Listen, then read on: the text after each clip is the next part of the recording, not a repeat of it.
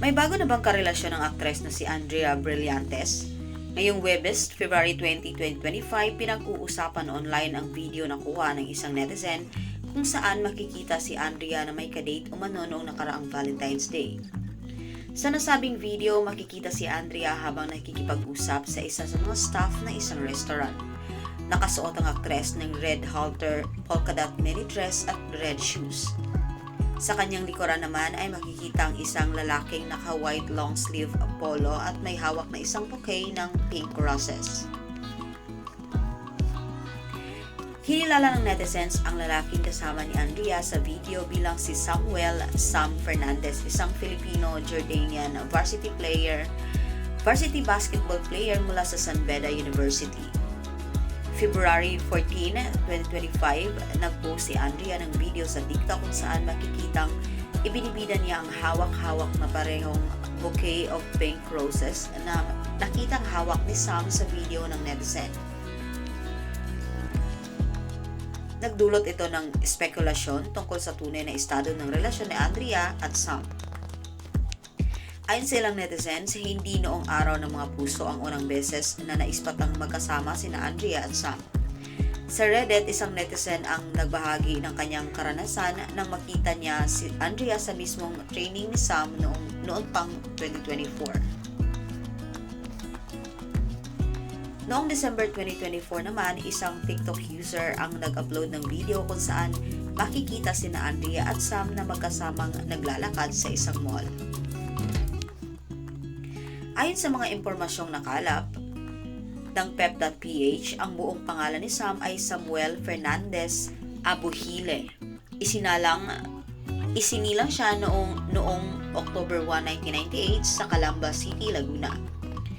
Nagsimula ang kanyang basketball career nang maglaro siya sa San Beda Red Cubs, ang high school basketball team ng San Beda. Ngayon ay naglalaro naman siya sa college basketball team ng San Beda, ang San Beda Red Lions. Noong January 21, 2025, inamin ni Andrea na handa na siyang umibig muli matapos ang kanyang mga pinagdaanan sa nakalipas niyang relasyon. Ang pag-amin na ito ni Andrea ay nangyari nang makapanayam siya ng pep.ph at iba pang entertainment press sa ginanap na Star Magic Spotlight. Bahagi ng pag-usapan ng lagay ng puso ni Andrea nang mabanggit ang pagkakahirang sa kanya bilang top 1 sa 100 Most Beautiful Faces ng PC, Candler and Independent Critics noong December 2024. Dahil dito, tinanong si Andrea kung dumami ba ang mga manliligaw at nagpaparamdam sa kanya matapos kilalaning numero 1 pinakamaganda sa buong mundo para sa TC, Candler and Independent Critics. Natatawang sagot ng kapamilya actress. Before naman akong i-announce na most beautiful, mayroon naman po talaga. Pero hindi talaga kasi ako nakaka-focus doon. Katulad na last year, like, inaamin ko yun sa kanila na parang, sorry, pero I don't really date. O like, ganyan yung hinahanap ko. Pero meron pong mga nagpaparamdam. Sundot na tanong sa kanya, you're not ready to date this 2025? Natigilan saglit si Andrea at kapansin-pansing pinag-isipang mabuti ang kanyang isasagot. Sinabi niyang noon pa man ay ipinagdasalan niya sa Diyos ang susunod na lalaking kanyang mamahalin.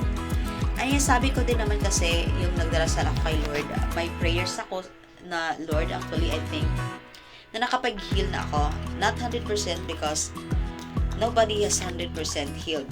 Pero I think kasi ang laki na ng growth ko from last year. At the same time, what if I'm just being isolated? Na parang lumalayo na ako pero ang totoo pala is hindi pa ako nakakapag-heal. So sabi ko, Lord, I don't know but maybe I can kung may darating or what. Let's see, I'm open naman to it. Pero I want to be intentional with it, but I'm open. Hindi pinangalanan ni Andrea ang mga lalaking nagpaparamdam sa kanya. Sa pagkakaalam ng publiko, ang PBA player na si Richie Rivero ang huling nakarelasyon ni Andrea. April 9, 2022 nang maging opisyal silang makasintahan hanggang sa magkahiwalay sila noong June 2023. Naging kontrobersyal ang breakup ng dalawa nang madawit ang pangalan ni Los Baños Laguna Councilor Lerin May Bautista na siyang itinurong third party sa relasyon ni Richie at Andrea. Mabilis pinabulaanan ni Larin na siya ang dahilan ng hiwalayan ng dalawa. Noong October 21, 2023, isinapubliko ni Richie na kasintahan na niya si Larin. Ngunit paglilinaw niya, wala na sila ni Andrea na maging sila ng dating beauty queen. Matapos mahiwalay kay Richie, nadawit naman ang pangalan ni Andrea sa hiwalayan ni Daniel Padilla at Catherine Bernardo na isinapubliko noong November 30, 2023. Si Andrea ang itinuring na third party sa breakup ng Katniel. Personal pa umanong nakipagkita si Andrea kay Catherine upang ibunyag ang kanilang naging ugnayan ni Daniel. Dahil dito, kaliwat ka ng pambabatikos ang inabot ni Andrea mula sa mga tagahanga ni Catherine at Daniel. Dahilan para ituring siya bilang isa sa pinaka-controversial na personalidad noong 2023. Thank you for watching. Manatiling updated, i-click ang subscribe button at notification bell.